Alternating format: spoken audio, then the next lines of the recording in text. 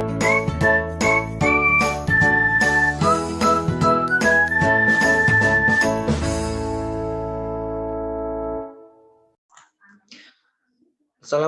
warahmatullahi wabarakatuh.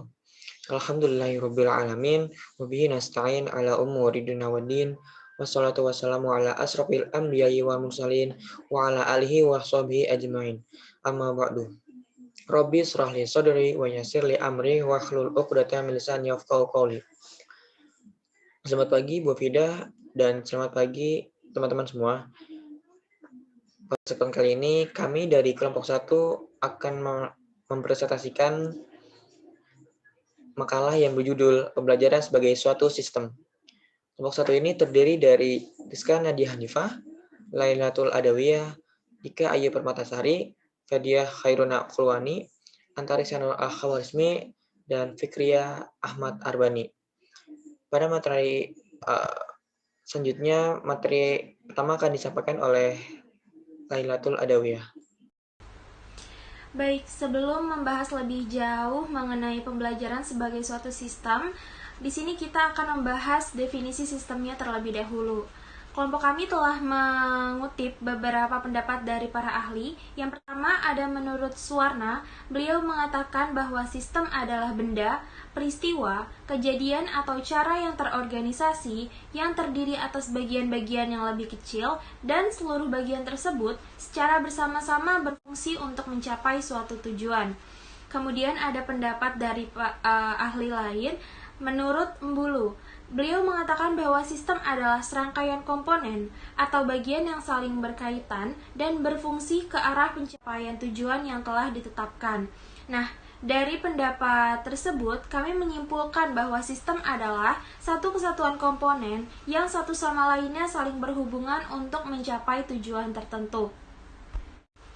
Dalam pembelajaran matematika, maka sistemnya adalah pembelajaran itu sendiri, dan tujuannya sesuai dengan tujuan pembelajaran, yaitu peserta didik mampu menguasai suatu materi yang diajarkan oleh guru. Sesuai definisi sistem pada slide sebelumnya, bahwa sistem itu adalah serangkaian komponen atau elemen yang saling berkaitan untuk mencapai suatu tujuan. Maka di sini kami akan membahas elemennya itu apa saja.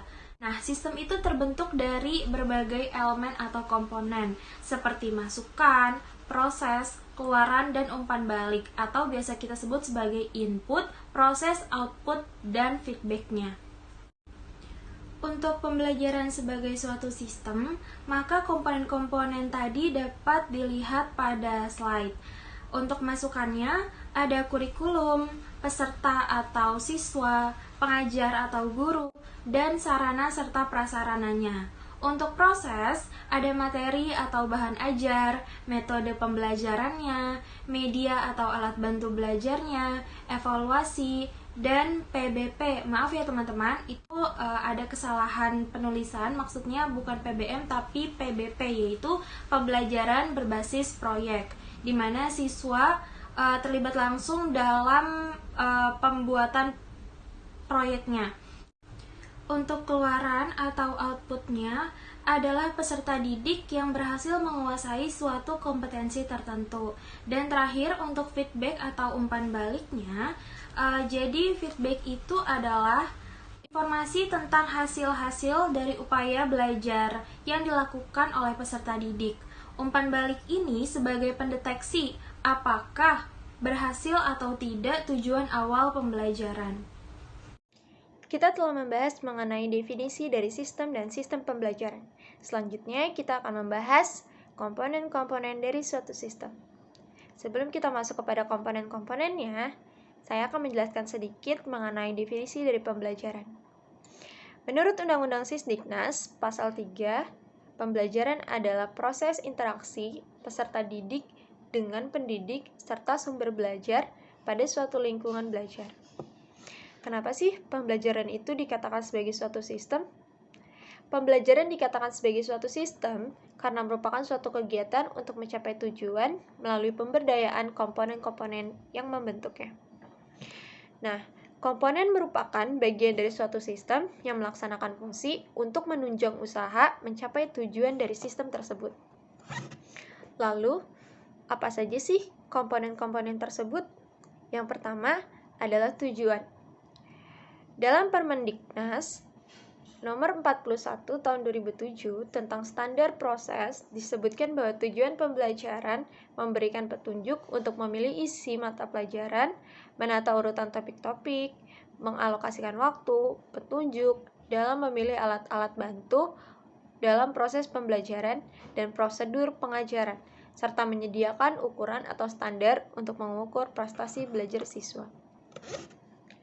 Tujuan dalam pembelajaran matematika memiliki beberapa poin penting. Yang pertama, yaitu memahami konsep matematika. Yang kedua, menggunakan pola dan generalisasi. Yang ketiga, menggunakan penalaran.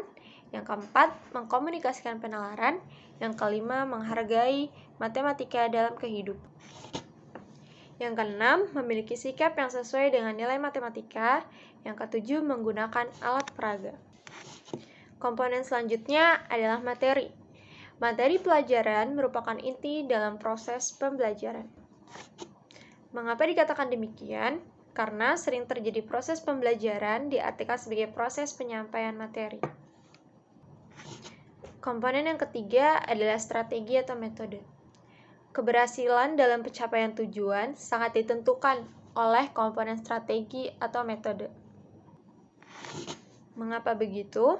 Karena bagaimanapun lengkap dan jelasnya komponen lain, tanpa dapat diimplementasikan melalui strategi atau metode yang tepat, maka komponen-komponen tersebut tidak akan memiliki makna dalam proses pencapaian tujuan. Komponen yang keempat adalah media atau alat peraga. Walaupun fungsinya hanya sebagai alat bantu, akan tetapi media dan alat peraga di sini memiliki peranan yang tidak kalah penting dari komponen-komponen lainnya.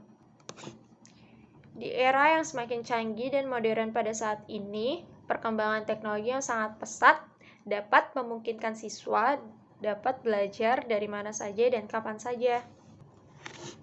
Komponen terakhir dalam sistem pembelajaran itu adalah evaluasi. Evaluasi bukan saja berfungsi untuk melihat keberhasilan siswa dalam proses pembelajarannya. Akan tetapi, evaluasi juga berfungsi sebagai umpan balik bagi guru atas kinerjanya dalam pengelolaan pembelajaran. Dari evaluasi ini, kita dapat melihat kekurangan apa saja dalam pembelajaran sebagai komponen dari sistem pembelajaran. Selanjutnya ada prinsip-prinsip pembelajaran. Prinsip pembelajaran adalah landasan berpikir, landasan berpijak dengan harapan tujuan pembelajaran tercapai dan tumbuhnya proses pembelajaran yang dinamis dan terarah. Secara umum, prinsip belajar dikemukakan oleh Damyati dan Mujiono tahun 2012 ada 7. Yang pertama, perhatian dan motivasi. Perhatian dalam pembelajaran mempunyai peranan yang sangat penting. Kenyataan menunjukkan bahwa tanpa perhatian tidak mungkin terjadi pembelajaran baik dari pihak guru sebagai pengajar maupun dari pihak peserta didik yang belajar. Perhatian peserta didik akan timbul apabila bahan pelajaran yang dihadapinya sesuai dengan kebutuhannya. Oleh karena itu, sebelum memulai pembelajaran harus dilakukan pemusatan perhatian dan menganalisis materi yang akan dibahas kepada peserta didik agar peserta didik fokus terhadap apa yang akan dipelajarinya. Selain perhatian, ada juga motivasi. Motivasi adalah tenaga yang menggerakkan dan mengarahkan aktivitas seseorang.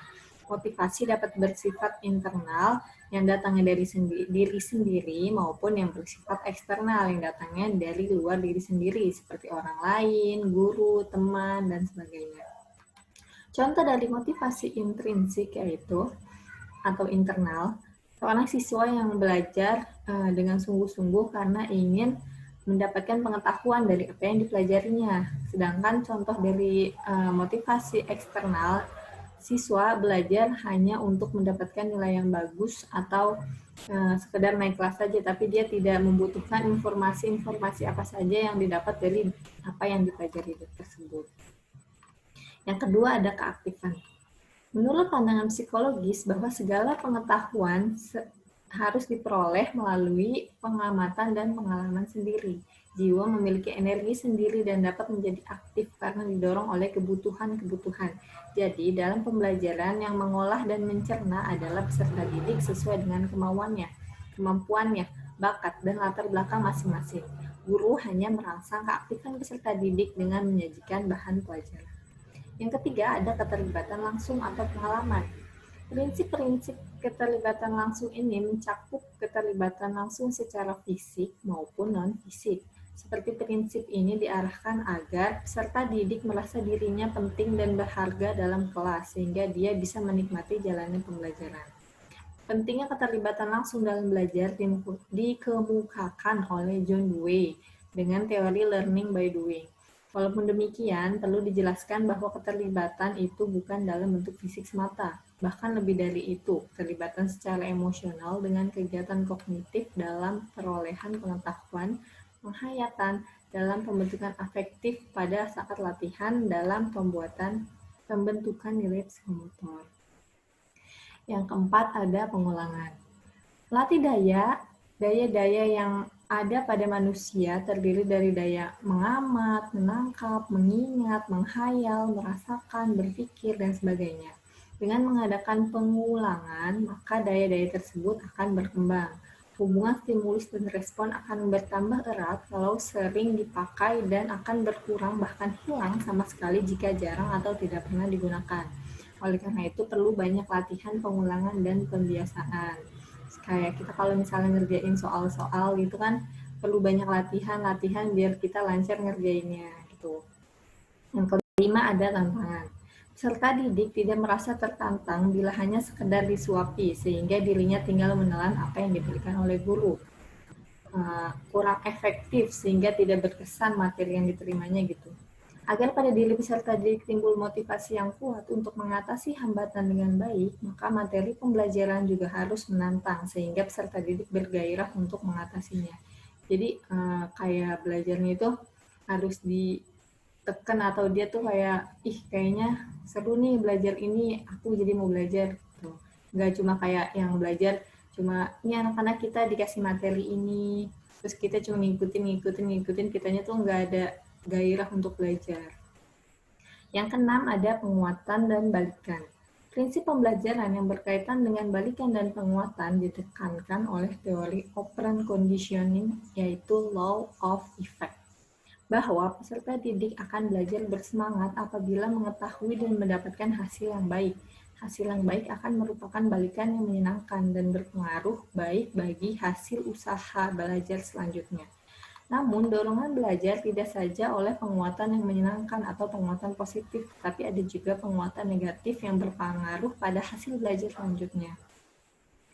Contoh untuk penguatan positif, peserta didik memperoleh nilai yang baik dalam ulangan. Terus karena dia mendapatkan nilai yang baik dalam satu ulangan, dia akan bersungguh-sungguh pada ulangan selanjutnya untuk mendapatkan nilai yang lebih baik.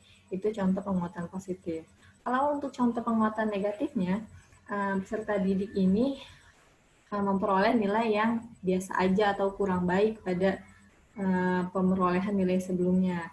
Karena dia memperoleh nilai yang kurang baik, dia seperti ada penguatan gitu, aku harus lebih baik di penilaian selanjutnya. Maka dia terdorong atau termotivasi sama diri sendiri itu untuk untuk mendapatkan nilai yang lebih baik. Jadi itu merupakan penguatan negatif yang awalnya dia mendapatkan nilai jelek, terus dia berusaha untuk mendapatkan nilai bagus. Kan awalnya dari yang jelek dulu, jadi negatif. Yang terakhir, ada perbedaan individu. Siswa merupakan individu yang unik, artinya setiap orang dengan yang lainnya itu berbeda-beda. Guru harus mampu mengatur kegiatan pembelajaran mulai dari perencanaan, proses pelaksanaan, sampai pada tahap terakhir yaitu penilaian atau evaluasi. Sehingga peserta didik secara total dapat mengikuti proses pembelajaran dengan baik tanpa perbedaan. Yang berarti walau dari latar belakang yang berbeda dan kemampuan yang berbeda, mereka tuh belajarnya sama gitu. Tapi guru harus menyiasati perbedaan-perbedaan, kayak ada anak yang belajarnya itu misalnya pelan-pelan, terus ada juga anak yang belajarnya tuh cepat juga bisa, maka guru tuh harus menyesuaikan, jadi dia belajarnya di yang tengah-tengah, biar yang lama itu bisa mempercepat belajarnya lebih ke cepat sedikit, sedangkan yang lebih cepat itu bisa memahami temennya yang kurang cepat belajarnya, jadi ngajarnya tuh di tengah-tengah aja. Sekian dari prinsip-prinsip pembelajaran. Selebihnya akan dilanjutkan oleh rekan saya. Untuk yang selanjutnya yaitu struktur pembelajaran.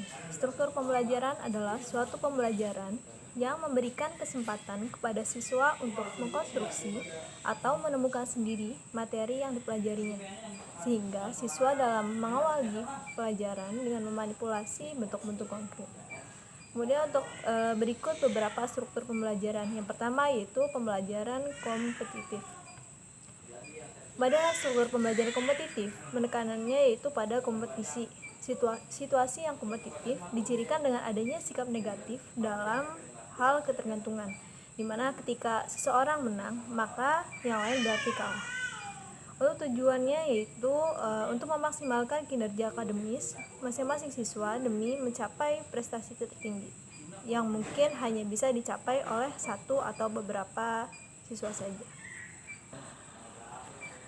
Struktur pembelajaran yang kedua yaitu pembelajaran mandiri dengan modul. Pembelajaran mandiri yaitu salah satu strategi pembelajaran pendidikan kesetaraan yang dilakukan secara individu maupun kelompok di luar pembelajaran tatap muka ataupun tutorial. Untuk struktur pembelajarannya ini tuh terdiri dari self-instructional, yaitu individu mengajarkan kepada diri mereka sendiri cara efektif dalam menghadapi situasi sulit bagi mereka sendiri. Kemudian yang kedua yaitu self-contained, yaitu membuat hal-hal yang sangat diperlukan dalam proses pembelajaran. Kemudian yang ketiga itu ada stand-alone, yaitu modul yang tidak tergantung pada bahan ajar atau media yang lainnya.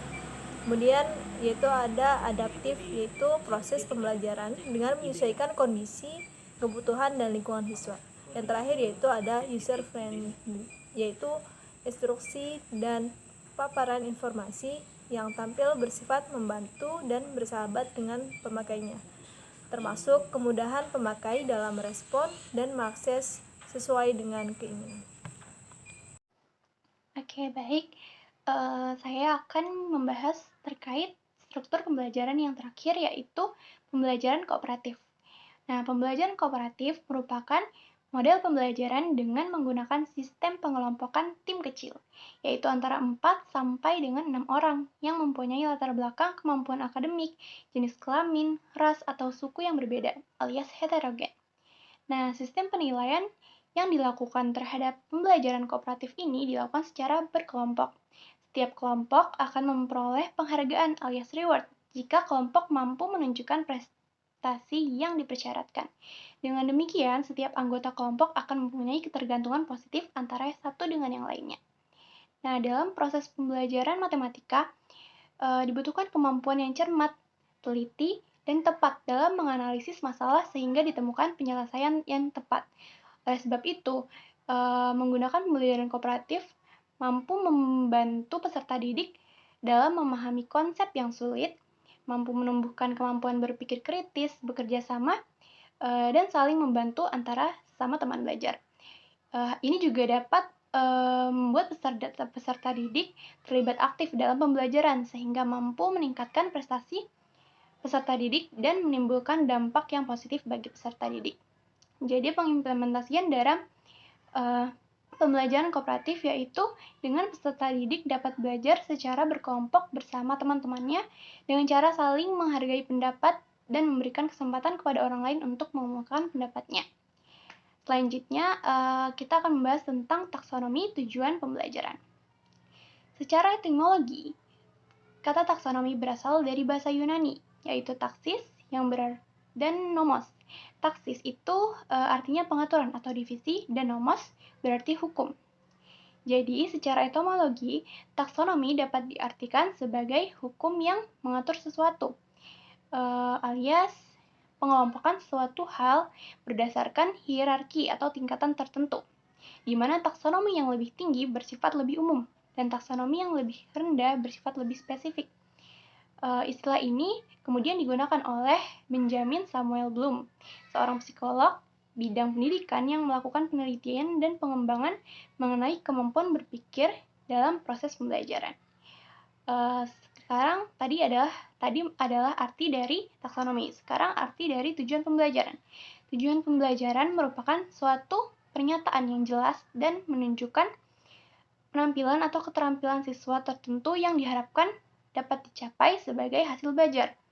Jadi, taksonomi tujuan pembelajaran merupakan klasifikasi atau pengelompokan suatu pernyataan spesifik yang dinyatakan dalam perilaku atau penampilan yang diwujudkan dalam bentuk tulisan untuk menggambarkan hasil belajar yang diharapkan.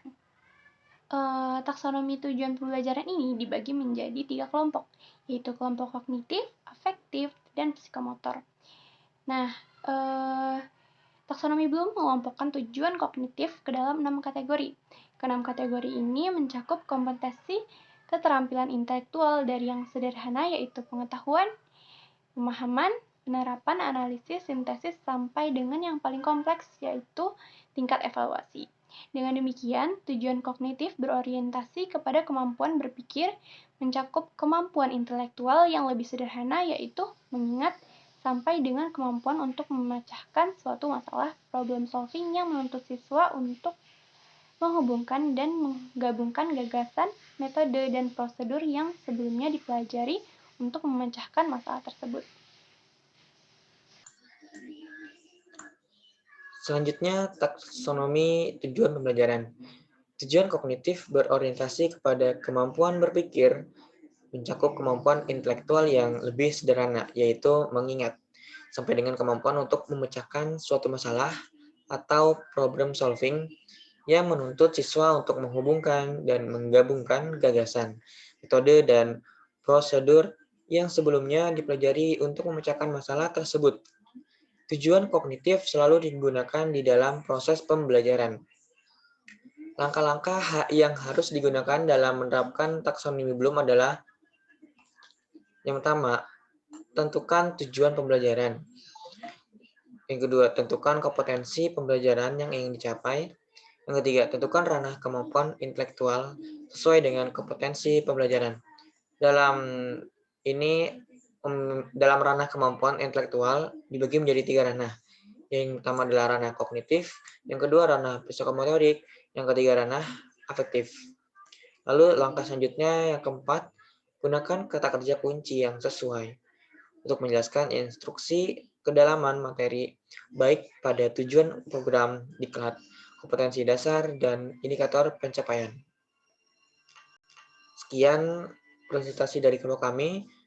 Mohon maaf apabila ada kekurangan dalam penyampaian. Wassalamualaikum warahmatullahi wabarakatuh.